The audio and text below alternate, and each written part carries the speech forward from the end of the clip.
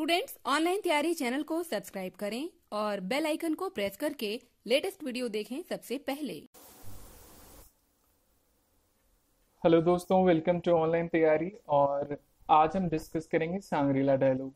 मैं इसके लिए पहले बताना चाहूँगा कि हम लोग एक नया एपिसोड शुरू कर रहे हैं जिसमें हर वीक आपको एक रीजनल और इंटरनेशनल ऑर्गेनाइजेशन की जानकारी दी जाएगी, क्योंकि ये एग्जाम पॉइंट ऑफ व्यू से बहुत ही इम्पोर्टेंट एस्पेक्ट है, क्योंकि बहुत सारे सवाल इंटरनेशनल ऑर्गेनाइजेशन से आते हैं। तो हम लोग एक एक करके, जैसे world bank, IMF, world economic forum, सब कुछ डिस्कस करेंगे इस पे। आसियान, सार्क, सब कुछ डिस्कस होगा इस पे। तो हर वीक आपको एक नया वीडियो रीजनल ऑर्गेनाइजेशन के बारे में मिलेगा। तो चलिए शुरू करते हैं आज का हमारा सांग्रीला डायलॉग। सांग्रीला डायलॉग आखिर है क्या? तो उसके पहले, शुरू करने से पहले मैं बताना चाहूंगा कि मोदी जो है वो 3 दिन की विजिट पे हैं। Indian prime minister Modi from May 31st to June 2 he will be visiting Singapore and Indonesia। और जून 12 को ट्रम्प जो है वो किम जोंग उनसे मिलेंगे। नॉर्थ कोरियन जो चेयरमैन है उनसे मिलेंगे 12 जून को। तो ये हिस्टोरिक डिप्लोमेटिक मीट जो होगी वो नेक्स्ट वीक में होगी, जून के। तो ये एक्चुअली में सिंगापुर इज सिमिलर टू, जैसे आपको जो स्विट्जरलैंड है यूरोप के लिए, कि जो भी सिक्योरिटी फोरम के क्वेश्चंस होते हैं या जो भी वर्ल्ड ऑर्गेनाइजेशन की मीट होती है, मोस्टली आपने देखा होगा कि स्विट्जरलैंड में होते हैं।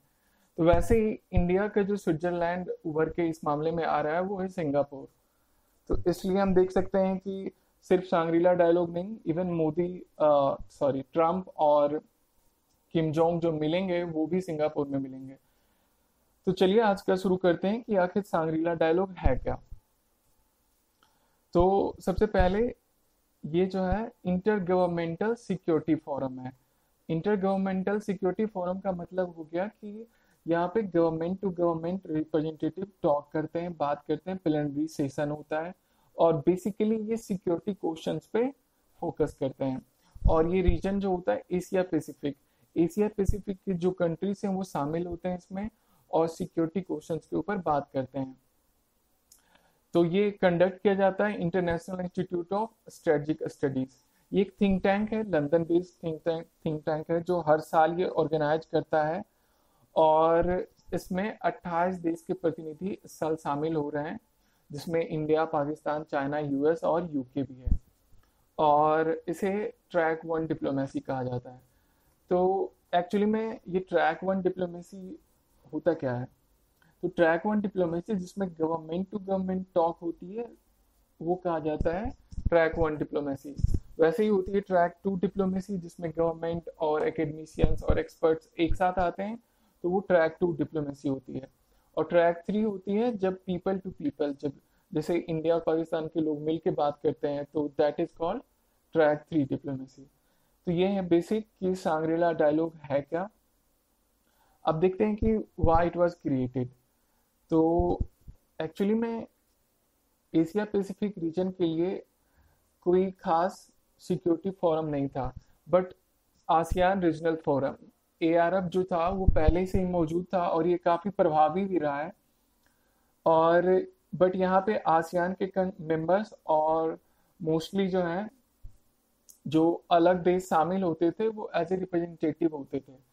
बट कोई भी ऐसा एक मजबूत ऑर्गेनाइजेशन नहीं था जहाँ पे एशिया पैसिफिक कंट्रीज आके डिस्कस कर सकें सिक्योरिटी क्वेश्चंस।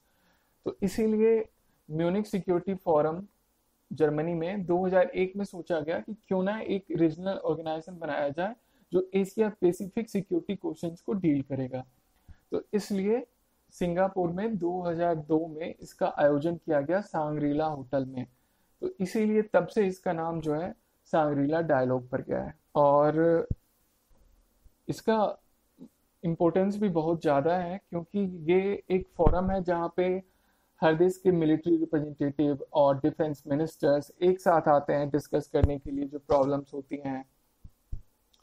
और ये ट्रैक 1 डिप्लोमेसी कहा जाता है, जो कि मैं पहले ही आपको बता चुका हूँ। और ये फोरम एक प्लेनरी सेशन ऑर्गेनाइज करता है 3 दिन का, जहाँ पे हर कंट्री के रिप्रेजेंटेटिव को एक चांस दिया जाता है अपनी बात कहने का, या कोई जो महत्वपूर्ण टॉपिक है या डिबेट है या इश्यू है उसको उठाने का और उसको सबके सामने रखने का, ताकि उनका पॉइंट ऑफ व्यू सबके सामने आए और काउंटर क्वेश्चंस किए जाते हैं उसके ऊपर।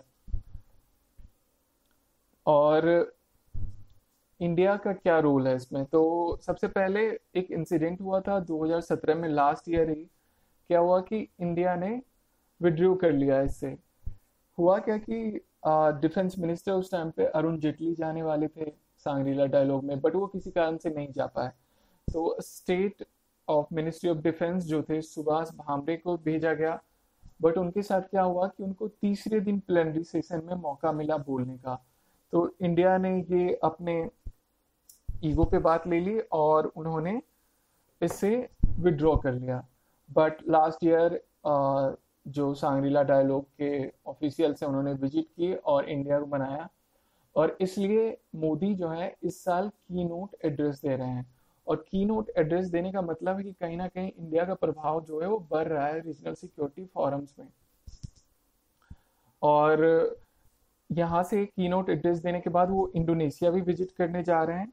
और ये इंडोनेशिया जो कि इस हाल के दशक में इंडिया और इंडोनेशिया के बीच मैरीटाइम सिक्योरिटी कोऑपरेशन काफ़ी बढ़ा है, तो ये काफ़ी अहम होगा इंडिया और इंडोनेशिया के रिलेशनशिप के लिए। और बात जहाँ तक रहे कि क्या क्या सिक्योरिटी क्वेश्चंस वो डिबेट करेंगे, तो मोस्ट प्रोबेबली वो first of all north Korean nuclear crisis discuss करेंगे। क्यों, और 12 जून को जैसा कि ट्रम्प मिलने जा रहे हैं किम जोंग उन से सिंगापुर में ही, तो कहीं ना कहीं ये पार्ट होगा उस डिबेट का।